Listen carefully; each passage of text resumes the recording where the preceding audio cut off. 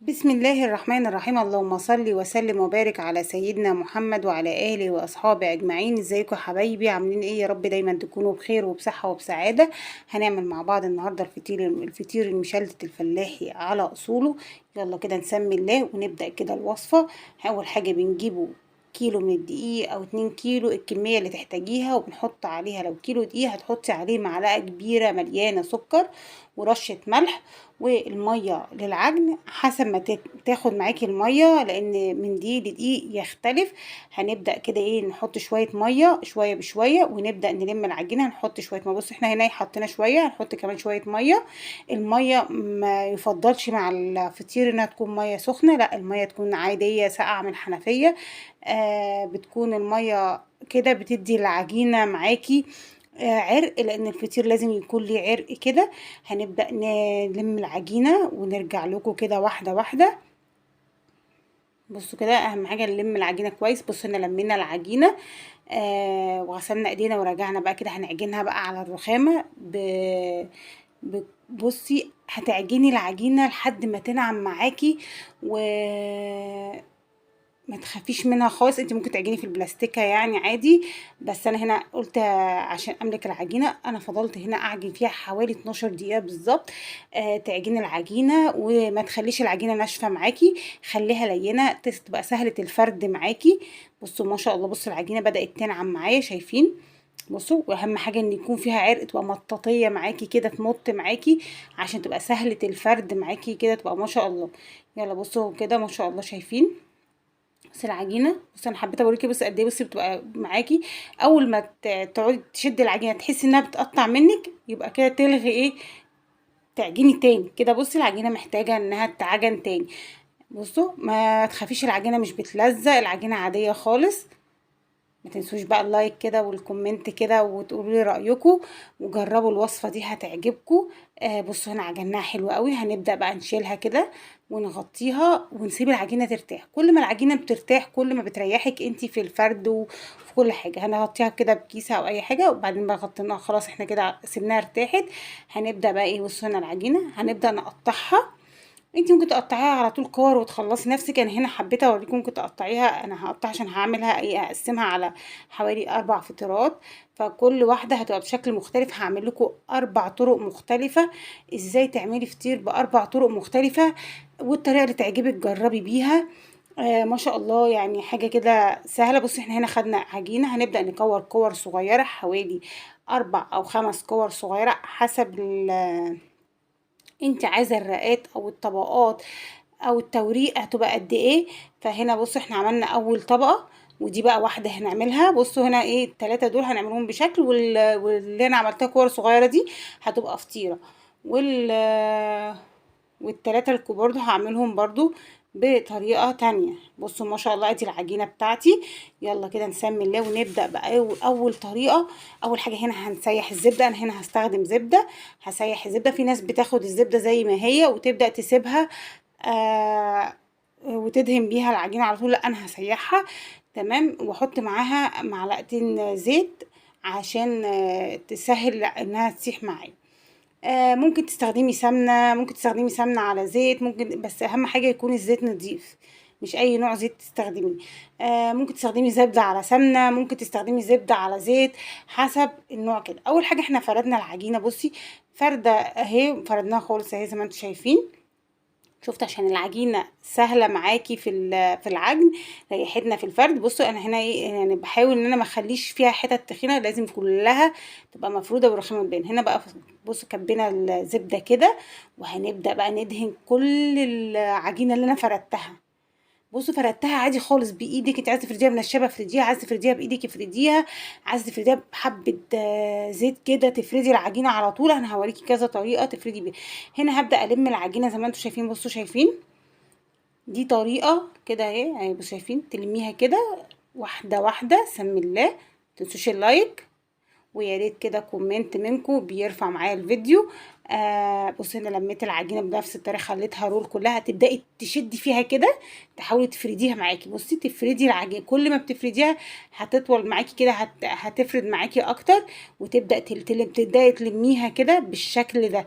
ده هنا بيقولوا عليه فطير تركي، بس الفطير المشلتت التركي او الفطير زمان كانوا بيعملوه كده. دي كده طريقه. هتبداي تلمي العجينه وتسيبيها بقى ترتاح بزبدتها بكله كده، سيبيها ترتاح. هنبدا بقى الطريقه او الوصفه التانية. الطريقه التانية للفطير.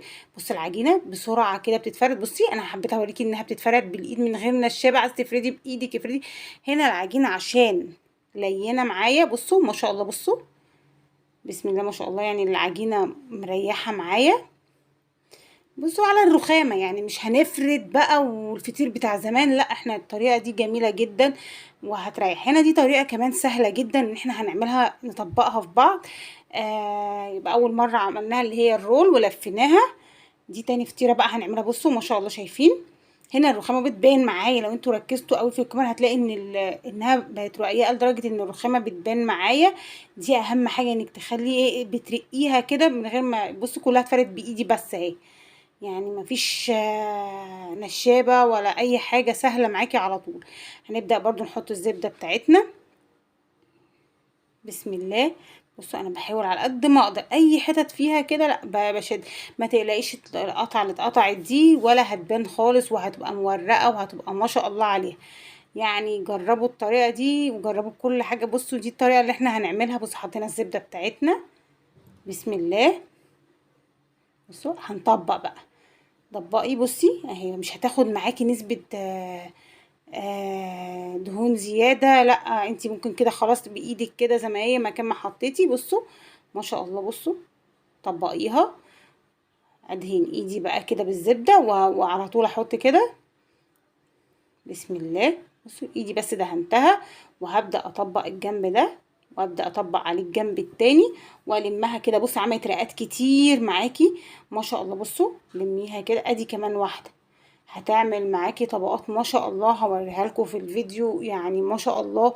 وكان طري جدا ومورق الزبده. ميزه الزبده في الفطاير انها بتخليها لك مورقه مورقه كده وطري، يعني اللي بيحبه طري، اللي بيحبه ناشف ومقرمش يعمله بالزبده مع بالسمنه عادي ما فيش مشكله. بصوا هنا دي طريقه تانية اللي هي طريقه الورده.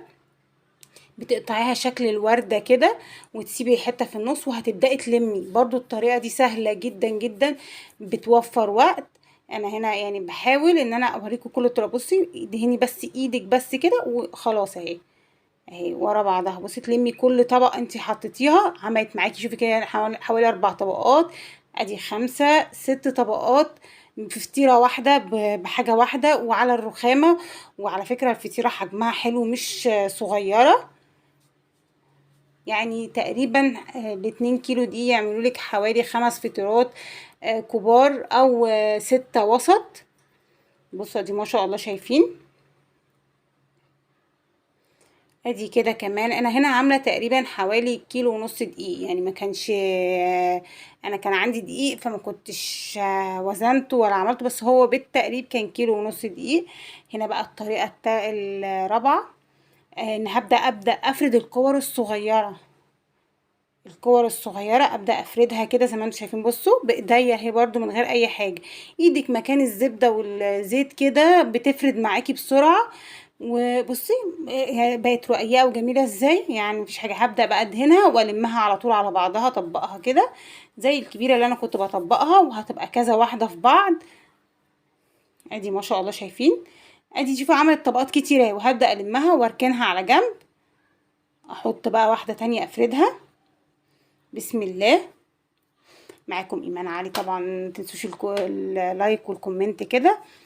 يا رب كده الفيديو يعجبكم، ويا رب الوصفه تعجبكم. جربوا الفطير بالطريقه دي، احلى طرق فطير واسهل طرق هتعجبكم بجد، جربوها.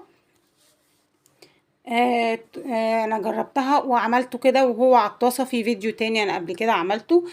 كنت عاملاه بنفس ال4 خطوات، بس كنت عاملاه على البوتاجاز من فوق في الطاسه، وكان بجد برضو كأني عاملاه في الفرن، مفيش اي اختلاف. بس كنت عاملاه بالسمنه. هنا بقى فرقت، بس الاختلاف الوحيد اللي انا عملته كان الزبده.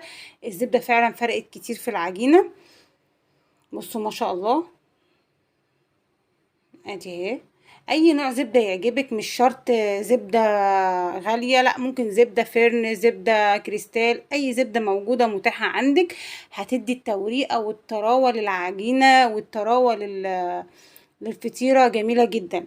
جربوها وبجد هتدعولي يعني. ما شاء الله، شايفين؟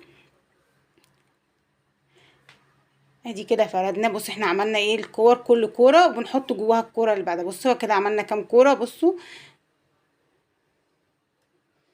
ما شاء الله يعني.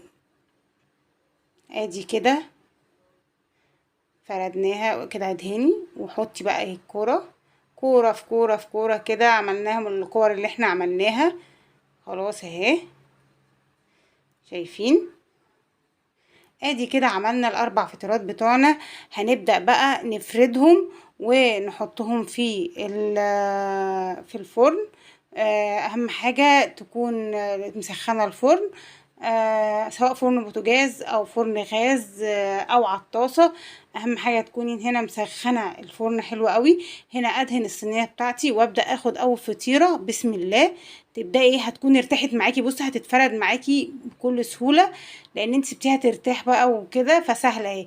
هنبدا بقى ايه، الفرن سخن ونحطها جوه الفرن، وهتطلع بالنتيجه اللي هتعجبكم وهتشوفوها معانا. ادي كده اول فطيره. بسم الله. هندخلهم بقى الفرن ونرجع لكم. بص انا دهنت كمان هنا وشها بالقشطه. عايزه تستغني عن الخطوه دي استغني، مفيش اي مشكله. هنا انا كنت عايزه اطريها اكتر وكده، لكن ما فرقتش كتير لان في زبده. الكلام ده لو انا عاملاها من غير زبده كنت هقول الكلام ده. هنا انا حطيتها في الرف اللي في النص على درجه حراره 200 او 220 حسب الفرن اللي عندك. بصوا هنا ما شاء الله، شايفين الفطير حاجه كده طريه وجميله، وشايفين ما شاء الله. جربوا الوصفه دي، انا يعني جميله جدا وانا هنا يعني بصوا ما شاء الله، شايفين؟ ربنا يديمها نعمة علينا ويحفظها من الزوال وأبدلنا خيرا منها، اللهم أمين يا رب العالمين. كان معاكم إيمان علي من كوكينج إيمان علي. بصوا الفطير هيعجبكم، جربوا بالطريقة دي وجربوا. شوفوا التوريه، شوفوا الرقات رفيعة وخفيفة ورقيقة جدا، تحسي إن هي طبقات جلاش. يا رب الوصفة تعجبكم، والسلام عليكم ورحمة الله وبركاته.